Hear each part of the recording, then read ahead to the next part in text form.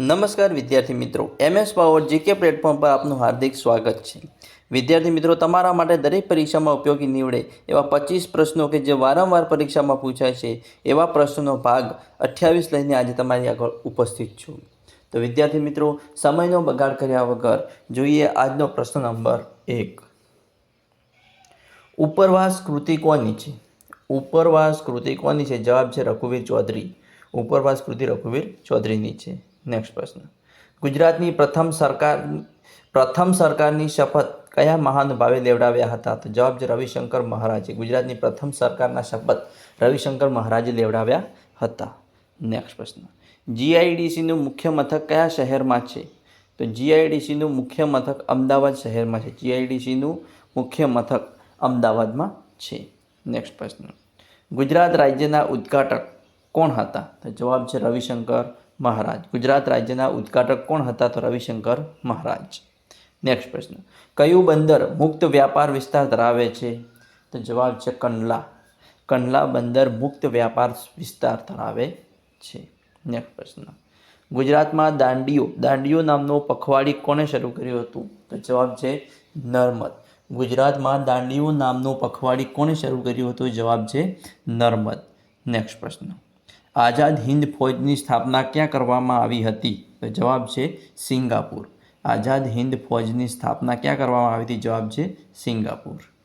Next પ્રશ્ન, સ્વદેશી આંદોલનની શરૂઆત કયા રાજ્યમાંથી થઈ હતી? તો જવાબ છે બંગાળ।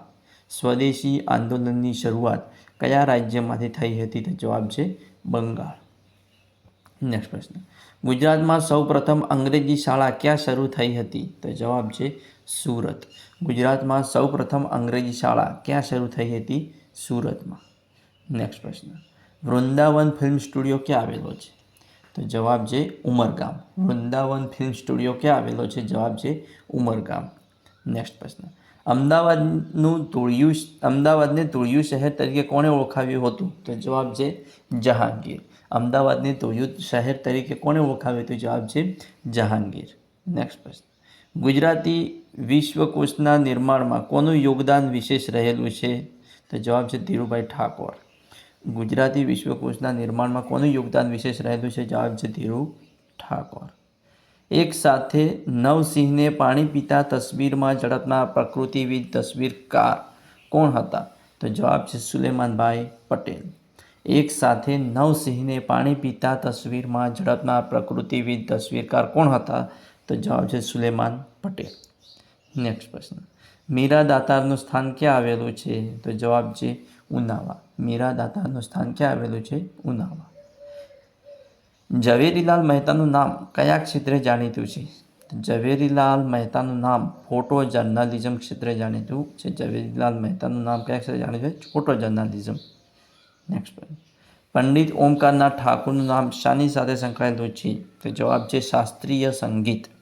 પંડિત ઓમકારનાથ ઠાકોરનું નામ શાની સાથે સંકળાયેલું છે? જવાબ છે શાસ્ત્રીય સંગીત। નેક્સ્ટ પ્રશ્ન, ગુજરાતી આખ્યાનનો પિતા કોણ ગણાય છે? તો જવાબ છે ભાલણ। ગુજરાતી આખ્યાનનો પિતા કોણ ગણાય છે? ભાલણ। નેક્સ્ટ પ્રશ્ન, અંતરવાસ કૃતિ કોની છે? તો જવાબ છે રઘુવીર ચૌધરી। અંતરવાસ કૃતિ કોની છે? રઘુવીર ચૌધરી। નેક્સ્ટ પ્રશ્ન, કયો ડુંગર દાદા ગોરખનાથની તપોભૂમિ તરીકે ઓળખાય છે? તો જવાબ છે તિલોત્તર ડુંગર। કયો ડુંગર દાદા ગોરખનાથની તપોભૂમિ તરીકે ઓળખાય છે? જવાબ છે તિલોત્તર ડુંગર। નેક્સ્ટ પ્રશ્ન, અંબાજી કયા તાલુકામાં આવેલું છે? જવાબ છે દાંતા તાલુકો। અંબાજી કયા તાલુકામાં આવેલું છે? દાંતા તાલુકામાં। જામનગરનો લાખોટા મહેલ કયા તળાવ પર આવેલો છે? તો લાખોટા મહેલ રણમલ તળાવ પર આવેલો છે। જામનગરનો લાખોટા મહેલ રણમલ તળાવ પર આવેલો છે। નેક્સ્ટ પ્રશ્ન, સરદાર સ્વરાજ આશ્રમ ક્યાં આવેલો છે? જવાબ છે બારડોલી। સરદાર સ્વરાજ આશ્રમ ક્યાં આવેલો છે? બારડોલી। સરદાર સ્વરાજ આશ્રમ બારડોલી ખાતે આવેલો છે।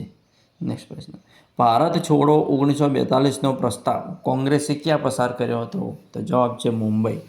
ભારત છોડો 1942નો પ્રસ્તાવ કોંગ્રેસે ક્યાં પસાર કર્યો હતો? જવાબ છે મુંબઈ। નેક્સ્ટ પ્રશ્ન, અમદાવાદ એટલે અમદાવાદ કોની કૃતિ છે? તો જવાબ છે વિનોદ ભટ્ટ। અમદાવાદ એટલે અમદાવાદ કોની કૃતિ છે? વિનોદ ભટ્ટની। નેક્સ્ટ પ્રશ્ન, ઉત્તર ગુજરાત યુનિવર્સિટીનું મુખ્ય મથક કયું છે? તો જવાબ છે પાટણ. ઉત્તર ગુજરાત યુનિવર્સિટીનું મુખ્ય મથક કયું છે? પાટણ. વિદ્યાર્થી મિત્રો, આવા અવનવા મોસ્ટ આઈએમપી પ્રશ્નો જોવા મારી ચેનલને સબસ્ક્રાઈબ કરવાનું અને તમારા મિત્રો સાથે લિંક શેર કરવાનું ના ભૂલતા. Thanks for watching my video.